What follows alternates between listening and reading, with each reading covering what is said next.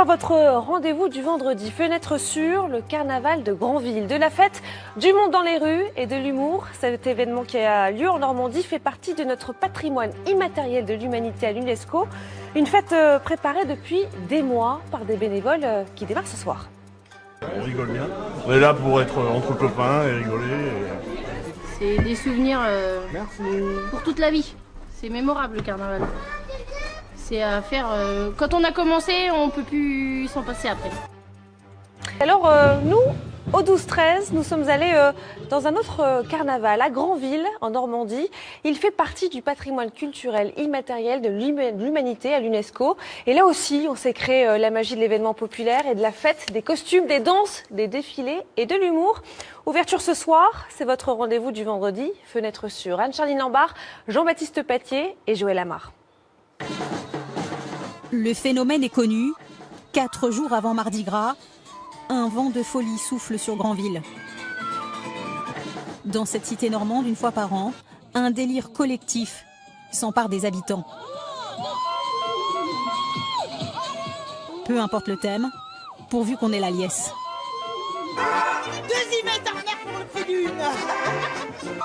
2500 carnavaliers pour 13 000 habitants. Granville cultive son sens de la fête et de la dérision.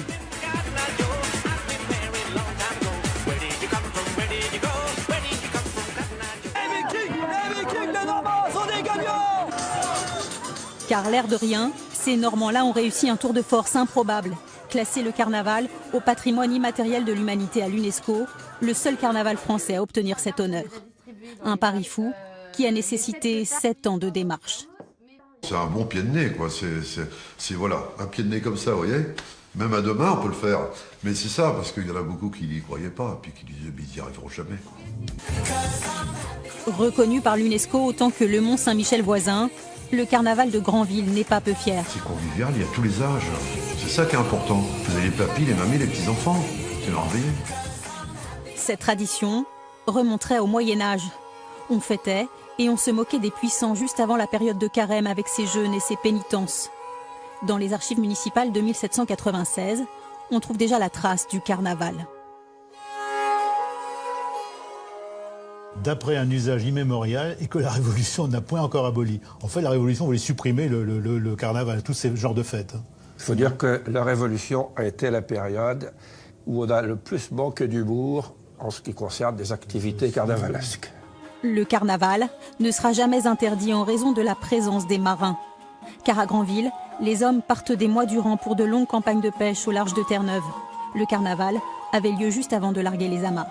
On n'était même pas sûr de revenir, donc ils essayaient toujours de faire une grosse fête avant le départ. C'était leur façon à eux de vivre richement avant d'être les plus malheureux de la terre dans un métier horriblement dur.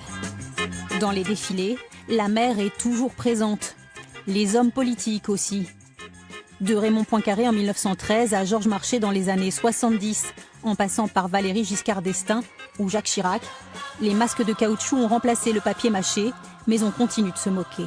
L'actualité a toujours été un des moteurs de carnaval grandvillais, dans la mesure où nous avons, nous, un vrai carnaval, c'est-à-dire quelque chose de satirique, quelque chose où l'on se défoule. Et tout y passe. Les frasques de Dodo la Saumure. Le match François Hollande-Nicolas Sarkozy. Les deux sont désormais tombés à l'eau, mais déjà d'autres joutes politiques nourrissent leur réalisation. Difficile de tenir la barre. Il y a un mal de mer général, donc on va essayer quand même de tenir le bateau à flot au mieux. C'est pas gagné, c'est pas gagné, mais bon. Dans les ateliers depuis 5 mois, ils scient, percent, coupent et révisent leur hymne. La Grandvillaise.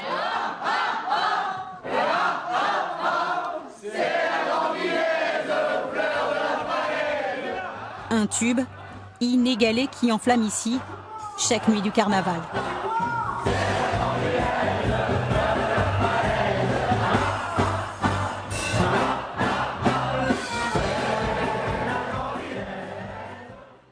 Ça promet.